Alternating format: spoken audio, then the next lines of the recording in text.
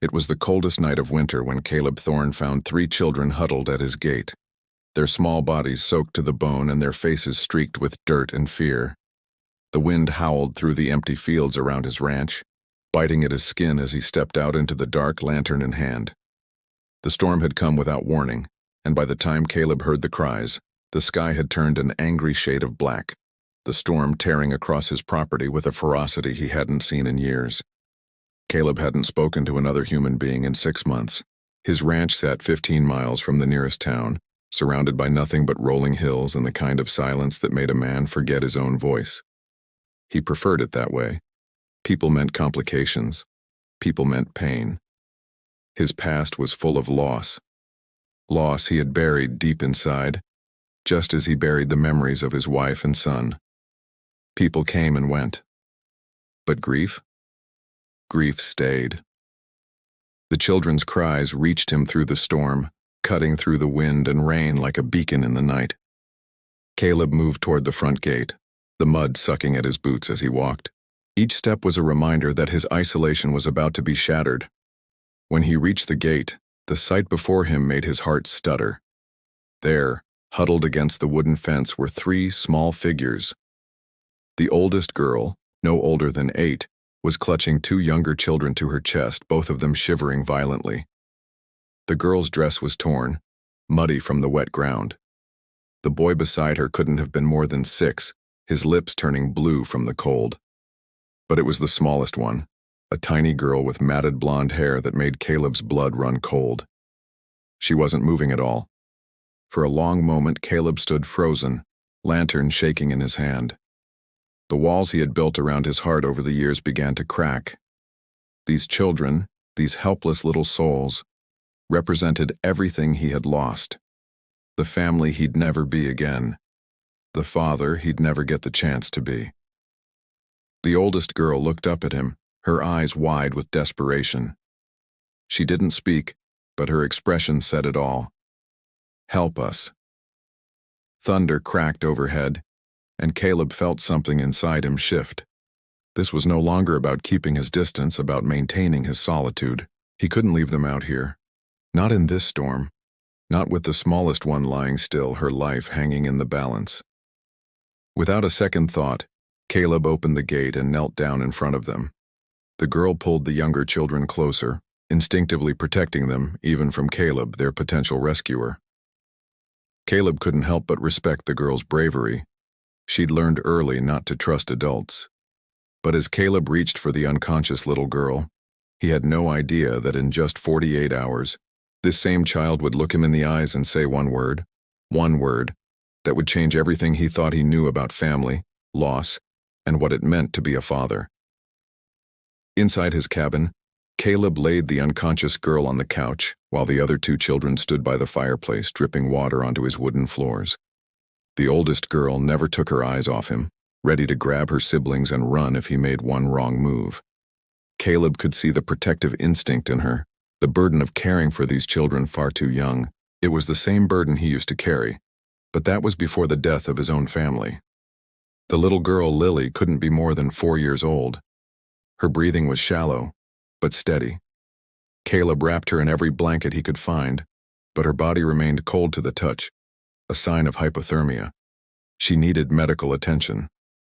The nearest hospital was an hour away, and the storm made it nearly impossible to reach.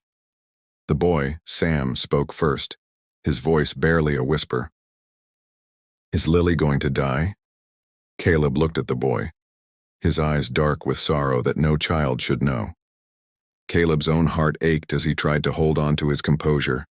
His life had been spent alone, keeping everyone at a distance. But these kids had no one else. No one to protect them. "What's your name?" Caleb asked softly. "Sam," the boy replied, glancing at the older girl, Emma, for permission to speak. Caleb smiled gently. "I'm Caleb." Emma stepped forward, chin raised despite her chattering teeth. "We don't need your help for long, just until the storm passes." There was pride in her voice, the kind of pride that came from being forced to grow up far too fast. Caleb recognized it. He'd worn that same armor once before, a lifetime ago. Life had taught him that pride was just another word for loneliness. He handed Emma a dry shirt and pointed toward his bedroom. "Get out of those wet clothes, both of you." When Emma hesitated, Caleb added, "I'll stay here with your sister." While they changed, Caleb studied the unconscious girl, Lily. Her skin was still icy to the touch, but color was slowly returning to her cheeks. Caleb found himself smoothing her hair back from her forehead, the way he used to do with his own son, Michael, before. He stopped himself. That life was over, dead and buried along with his wife, Sarah. Emma returned wearing Caleb's oversized shirt like a dress. Sam was swimming in one of Caleb's old sweaters. They sat on either side of Lily, forming a protective circle that Caleb wasn't a part of. "Where are your parents?" Caleb asked. Emma's jaw tightened and her eyes darkened. "Gone." "Gone?" Caleb asked, his voice soft. "Where? Just gone?" Her voice carried a finality that Caleb recognized all too well. "Gone," she repeated, her tone leaving no room for further questioning. But Caleb had spent enough years alone to recognize the sound of abandonment. These children hadn't lost their parents in an accident. No, they had been left behind, cast aside like forgotten toys. His heart clenched at the thought. These children, Caleb thought to himself, had been thrown away. The storm outside rattled the windows and made the walls creak as if the world itself was trying to tear them apart. Lily stirred on the couch, her eyes fluttering open. She looked around, confused, and then focused on Caleb with the clearest blue eyes he'd ever seen. "Are you the man who's going to take care of us?" she asked softly, her voice barely a whisper. The question hit Caleb like a physical blow.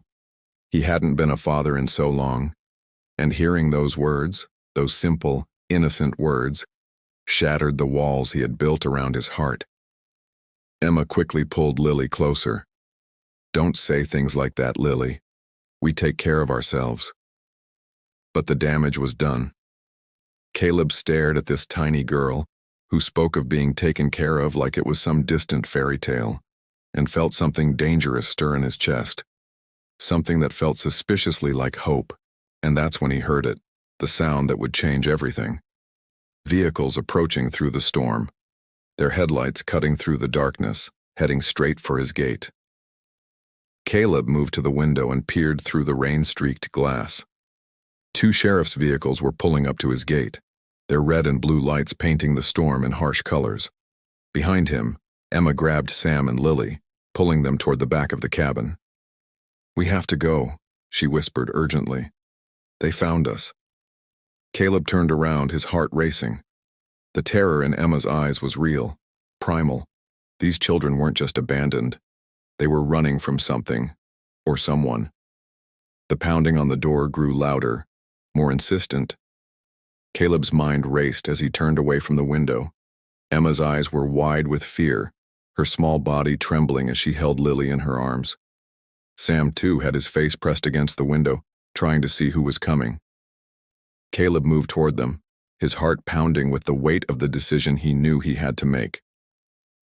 "Get in the bedroom," he ordered softly, his voice steady despite the storm raging inside him. "Now.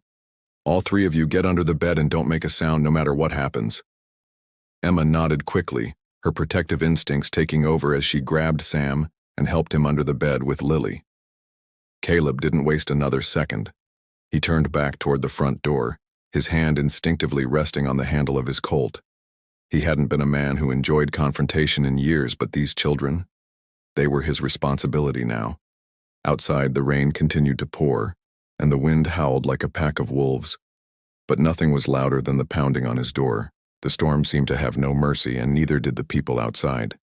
He opened the door slowly, the cold air biting at his skin as he stepped into the night. There, standing on his porch, was Sheriff Morris, his wet hat dripping with rainwater. Behind him, Deputy Hayes held a flashlight in one hand and a clipboard in the other. Caleb could feel the weight of their eyes on him, and for a brief moment, he thought he might crack under the pressure. But he couldn't. Not now. "Evening, Caleb," Sheriff Morris greeted, his voice calm despite the urgency of the situation. Sorry to bother you so late, but we're looking for 3 children. Got a report they might be in this area. Caleb kept his expression neutral. Haven't seen any children. Been alone all day. Sheriff Morris stepped closer, his eyes scanning Caleb's face. He seemed to be studying him carefully, looking for something that Caleb didn't want him to see. Mind if we take a look around? Morris asked, his voice casual, but his eyes sharp. Just to be thorough. Yes, I mind, Caleb said, his tone firm as he blocked the doorway with his body. He couldn't let them inside. Not yet. Not with the children hiding in the back. The deputy stepped forward, trying to peer around Caleb's shoulder. These children are in danger, Thorne, he said, his voice growing more serious. They've been missing for 3 days. Their foster father is worried sick. Caleb's stomach twisted. Foster father. Emma's terrified face suddenly made perfect sense. The fear in her eyes wasn't just because they had run away. It was because they were running from someone much worse. The sheriff studied Caleb for a moment longer. You sure you haven't seen anything? 3 kids, girl about 8, boy about 6, little blonde girl maybe 4 years old. The description was too perfect, too specific. Caleb felt his heart rate quicken, his mind racing. Had they been watching him? Had Garrison or someone else seen the children here? I told you I haven't seen anyone, Caleb said, his voice strained, though he fought to keep it calm. Been alone all day. Sheriff Morris nodded slowly, his eyes narrowing as he glanced behind Caleb toward the cabin. Well, if you do see them, you call us immediately for their own safety. He handed Caleb a business card, and Caleb took it without a word. The sheriff and the deputy turned to leave, but not before Morris paused and added, These children need proper care, Caleb. Professional care. As the sheriff and his men walked away, Caleb's thoughts spun. The reality of the situation began to settle in. The children were running from their foster father, Harold Brennan, and the fear in their eyes wasn't just the fear of being caught. It was the fear of what he might do if he got them back.